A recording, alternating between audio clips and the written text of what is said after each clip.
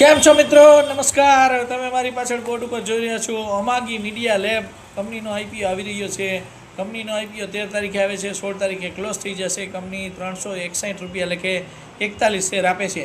અત્યારે આપણે વાત કરી તો જીએમપી 10% ચાલે છે, બાકી investment subject to market risk. હવે આપણે કંપનીની વાત કરીએ તો અમાગી મીડિયા લેબ એ global leader cloud base broadcast connection TV technology company છે.